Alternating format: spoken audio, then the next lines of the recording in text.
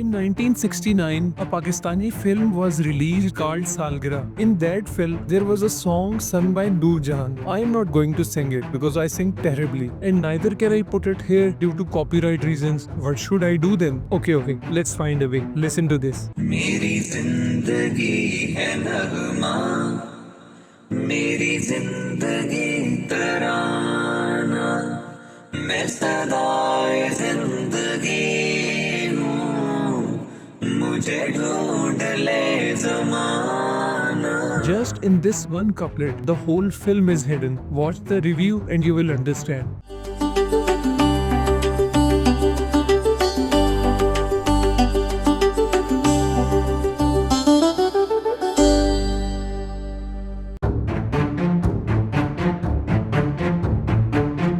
A story from the time when Benito Mussolini was ruling in Italy and Adolf Hitler in Germany, both of them fascists who ruled their respective countries. Both these fascists were against Jews, and in both countries, Jews had no jobs, their children could not go to school, and even the other necessities of life were taken away from them. Then World War II began. After that, Jews were hunted down from their homes along with their wives and children and thrown into prison camps. These prison camps were called concentration camps. Here, prisoners were made to do hard labor, tortured, and eventually killed. This film is about the story of a Jew living in Italy who goes to any lengths to save his family from the fascist government. The film's brilliant introduction is given at the very start by that Jew's own son. At the beginning, there is his voiceover in which he says, "This is a simple story, but it's not so easy to tell. Like a fable, it has sorrow, and like a fable, it will surprise you and make you happy too." A fable is basically a short story that gives a moral lesson, like the story of the tortoise and the hare.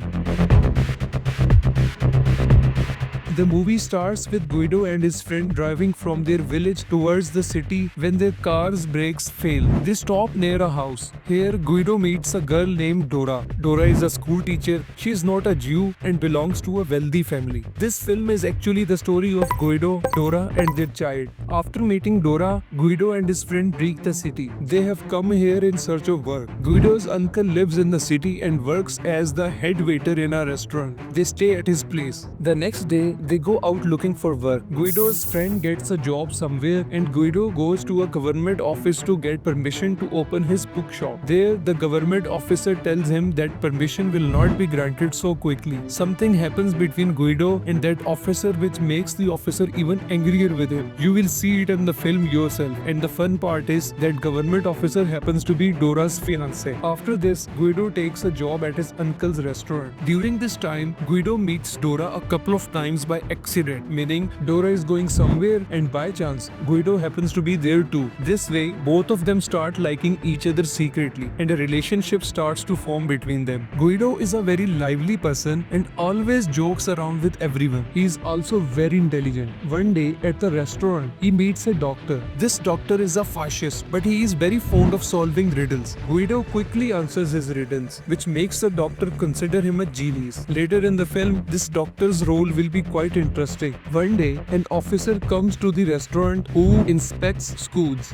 Guido learns that this officer is going to visit the school where Dora teaches. The next day, Guido takes advantage of the opportunity, arrives at the school before him, pretending to be the inspector, and impresses Dora. Later, one day, Guido even proposes to Dora, but Dora neither says yes nor no. She is confused because she is already engaged. Dora does not tell Guido about her engagement, and then the day of Dora's wedding arrives. Her wedding ceremony is in the same restaurant where Guido works. There she sees Guido and finally tells him to take her away from there, and so Guido takes her away. Guido and Dora get married. Many years pass. Now Guido and Dora have a child. Guido also opens his bookshop in the city. They are living a happy life. Then a war begins, and the fascist government orders that all Jews be arrested and imprisoned. Along with the other Jews, Guido, his uncle, and his son are also arrested by the army army and taken to a German Nazi concentration camp. When his wife finds out, she goes to the army officers and tells them to arrest her too. She says she will go with her husband and son. So they're all taken to the concentration camp. There they are made to do hard labor and torture. When they are being taken away, Guido lies to his son, telling him that they are going to play a game and that even soldiers are part of this game.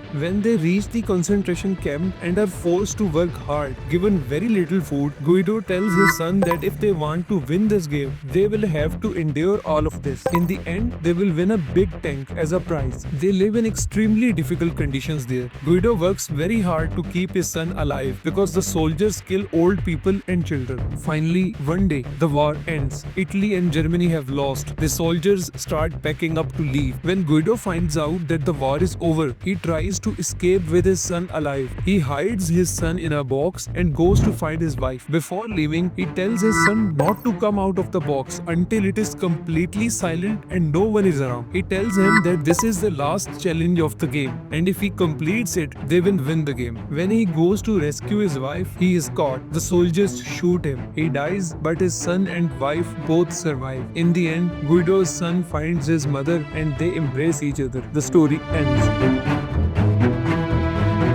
After watching this movie, I am confused about what its genre even is. Is it a drama comedy, a love story, or a war drama? This film has so many layers that whenever you watch it, you will find something new. It can make you cry and make you laugh. I am going to share some of my raw experiences with you. The exact thoughts and feelings I had while watching the film, completely unfiltered. At the start, Guido, who is the protagonist of the film, and his friend are driving when the brakes fail. The car veers into the trees and then back onto a road right in front of the king of Italy's car. People are gathered to welcome the king, but Guido's car arrives first. Everyone mistakes him for the king and starts cheering. Then, when the real king's car arrives, nobody greets him. They just stand in silence, thinking the king has already passed. And just like that, Guido gets a fantastic introduction right in the first scene. I felt right away that Guido is not the so-called practical type. He's a little offbeat and he does not bow to authority. By the way, the expressions of the king and queen here were priceless. Brilliant acting. Next, Guido and his friend visit his uncle Elisio's house. As they arrive, some boys are running out carrying stolen items. Elisio is the head waiter at a hotel and he has turned part of his house into a storehouse for antiques he has collected. Guido asks why he did not shout at the thieves. Elisio replies, "Silence is the most powerful cry." This scene is important. It gives a glimpse into the vulnerable life of Jews in Italy at the time. Guido is actually visiting so his uncle can help him get a restaurant job. The scene also shows the advanced cultural refinement of Jews back then, embodied by Elisio. I won't give away more, you will see for yourself. Then comes a great scene where Guido and his friend meet a government officer for a job. The officer is a fascist and anti-Jewish. Just from his behavior, you instantly get what a fascist is like. As soon as they enter, he tells Guido's friend, "If you stop thinking so much about poetry, your father will be happy and you will earn more than him." Guido immediately chimes in, "Yes, I have been telling him the same thing. Find some work and settle down." Then Guido picks up the officer's hat and puts it on his head. The man quickly removes it. A moment later, Guido puts it on again. This time the officer says, "Learn to behave. These days the situation is not good." Guido leans in and softly asks, "What are your political views?" From behind, the officer's children are making noise and he shushes them, calling them by their names, Benito and Adolf. Yes, Benito Mussolini, Italy's fascist dictator, and Adolf Hitler of Germany. At that, Guido realizes Rodolfo is a fascist. When Rodolfo asks what Guido was saying, Guido nervously answers, "How's everything going?" And just like that, you get introduced to Rodolfo and every fascist like him. People who just can't stand humor. Every scene pulled me deeper into the story while also making me understand the social and political environment of Italy at that time. For example, in one scene, Guido goes to a government office to open a bookstore. He says, "I want to complete all the bureaucratic requirements to open my shop. How long will the approval take?" The lady replies, "Several years." That single line says volumes about Italy's political climate, which the movie gradually reveals. Another wonderful moment is when Guido tries to impress Uncle Elisio at the restaurant to prove he can be a good waiter. When Guido demonstrates a deep bow while serving, Elisio says, "Think of sunflowers. They bow to the sun."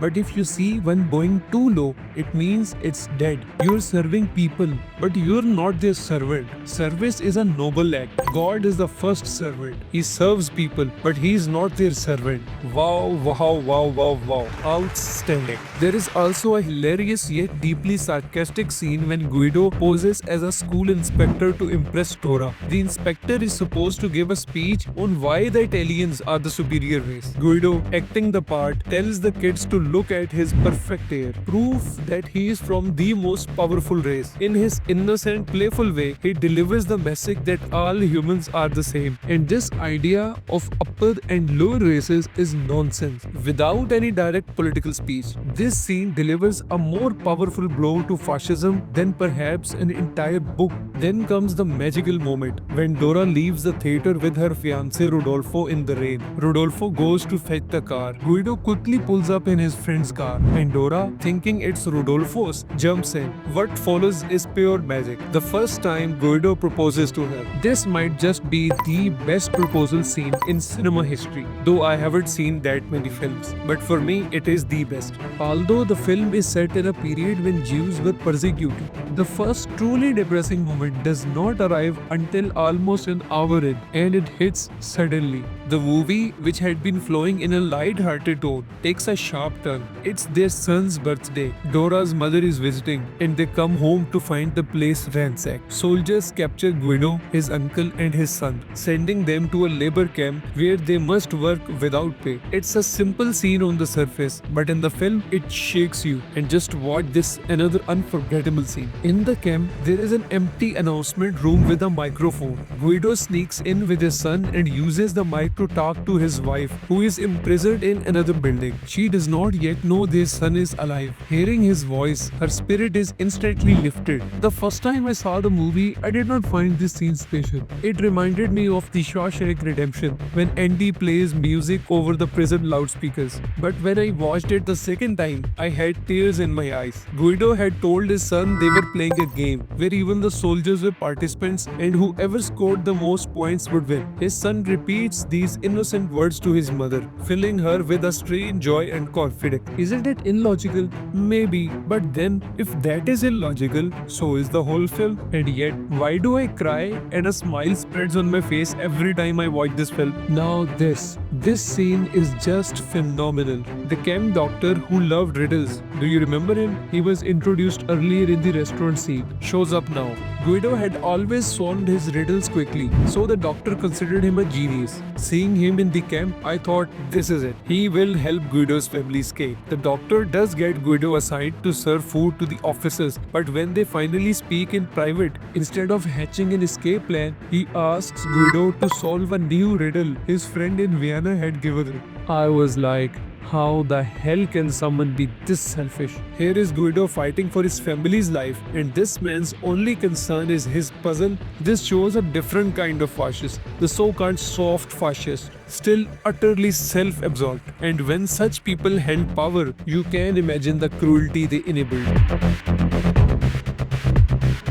Remember how Guido's son says at the beginning, it is a simple story, but not an easy one to tell. Exactly. Making a film on such a simple story is incredibly hard. What is the story? A man goes to every possible length, even sacrificing his life, to keep his family safe and happy, and in the end they survive. Well, this is the story. But the way it is told shows how even the simplest story can have countless layers. When a film is written and directed with honesty and compassion, it inevitably reflects the soul of a society. It makes you feel every human emotion: joy, sorrow, love, hate, anger, passion, not just in your heart, but in a way that makes you reflect on your own life and choices.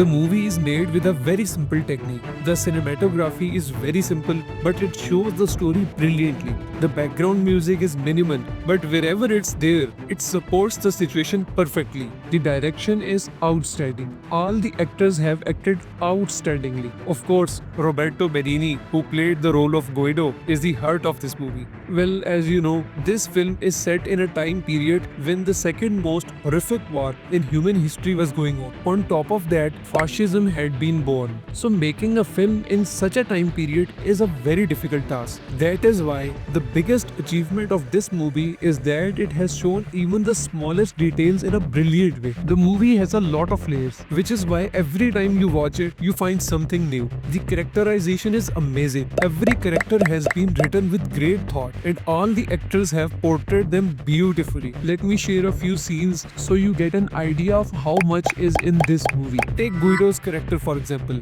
In Guido, you will see the life of every Jew of their time, but you will also see his own individual personality. That's the beauty of this film. Living as part of a marginalized community in Italy at the time, Guido is a very humble person. That means someone who does not compete with others and does not consider himself stronger or greater than others. But compared to most people, he is a much sharper person, and because of that, he is very confident. He has a brilliant sense of humor. Growing up in an insecure environment, he has learned how to survive in society. So he is quick-witted, but at the same time, he is innocent like a little child. Usually, a person who has had to live a survivalist life has a lot of bitterness, hatred, and anger in himself. But Guido has been impacted in a completely different way by those circumstances. He becomes a humble person who spreads happiness. This innocence of his is the lifeline of the whole movie. In Guido's innocence, you can see the colors of life. That's why this movie is called Life is Beautiful. The movie has a lot of small little scenes that seem extra at first, but later on, each of them plays an important role. For example, in the beginning, there is a man standing under his house asking his wife to throw down the keys. At first, this seems completely unnecessary. But when Guido is later trying to impress Dora, this small act from the start becomes an important and very sweet part of a scene. I will not say more about this. Watch the movie yourself. Here is another scene. Dora and Guido are in a car. It's raining outside and their car meets an accident. When the roof breaks and the rain starts falling in, Guido forgets everything else and immediately takes out the backseat of the car to hold over Dora's head so the rain does not fall on her. This small selfless gesture beautifully and simply shows Guido's personality and his true love. This scene has the soul of the film. That is, life is beautiful. In those scenes where Guido is making efforts to propose to Dora, he prays to Mary for small things. In Christianity, Mary is the mother of Jesus, and especially in Italy, Catholics believe Mary delivers their prayers to God. The fun part is that in the movie, Mary is also a woman who throws keys down to her husband from the roof every day. Guido knows this. He uses this to impress Dora by asking for the keys, and she throws them down. This way, again and again, he prays to Mary and asks for things. This beautifully shows how Guido, even though he is a Jew, adopts the ways of the religion of the Christian girl he loves. And most importantly, Guido is not doing this like a cunning man pretending to pray in a Christian way just to impress Dora. The situations just naturally turn out that way. Now look at this scene. This is pure cinematography magic. Dora runs away from her wedding with Guido and goes to his house. She enters a room. Then Guido follows her inside and the camera follows him. Then the camera stops in one place. After a little while, a child comes out of that room. Outside, Guido and Dora are standing. This is their son. Just like that, the second part of the story begins. Man, this is such an amazing and beautiful moment. This is what you call perfect cinematography and brilliant storytelling.